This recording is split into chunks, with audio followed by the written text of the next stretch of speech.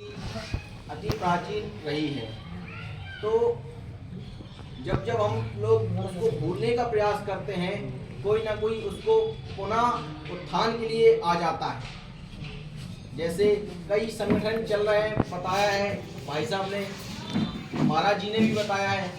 तो जब हम भूलने का प्रयास करते हैं, कोई ना कोई ऐसा संगठन आ ही जाता है तो हमें पुनः उसी ओर ले जाता है जहाँ हम पहले थे, हजारों वर्षों से थे।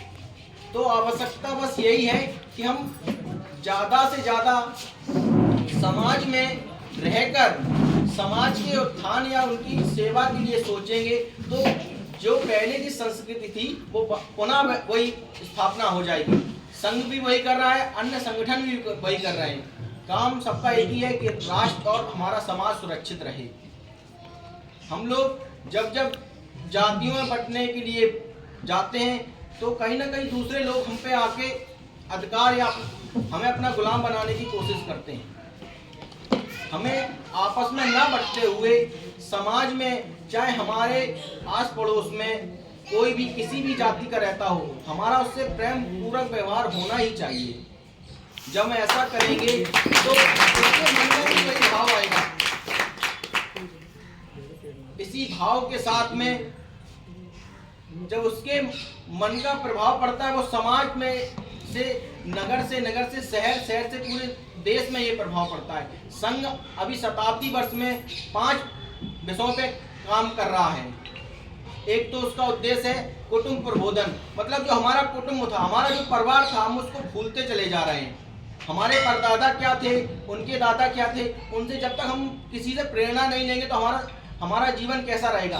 किसी न किसी से प्रेरणा लेके ही हमारा जीवन चलता है। पता चलता है हम स्वामी विवेकानंद जी सा बनना चाहते हैं, कोई भगत सिंह जैसा बनना चाहता है, कोई आजाद जैसा बनना चाहता है। तो अपने जो हमारे पूर्वज थे तो हमको उनको पढ़ना चाहिए। हमारे दादा ने क्या किया, समाज के लिए क्या किया और हमारे देश के लिए क्या किया, तो हम ये सब जानेंगे तभी तो हम उनसे प्रेरणा लेंगे। सप्ताह में एक दिन प्रत्येक घर के व्यक्ति सामूहिक रूप मतलब बैठे भोजन करें, अपने घर की बातचीत करें। इससे जो परिवार टूट रहा है आज वो बचेगा।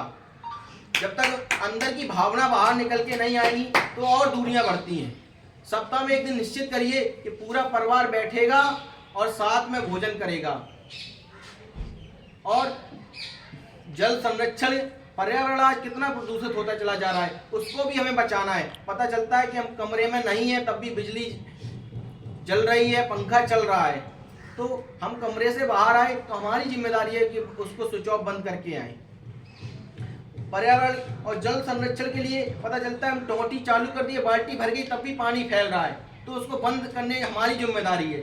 आज जल संरक्षण कितना आप देखिए अपने ही देश में, अपने देश में देखिए, अपने प्रदेश में देखिए, जहाँ पानी पीने के लिए लोग लाखों दूर कोसों दूर जाते हैं पानी लाने के लिए, तब उन्हें पीने के लिए पानी मिलता है। जब हम ये सब चीजें संरक्षण करेंगे तभी देश आगे बढ़ेगा। और अपने देश की जो वस्तुएं हैं, स्वदेशी वस्तुएं हैं, उनको हमें ज्यादा से ज्यादा उपयोग करना चाहिए।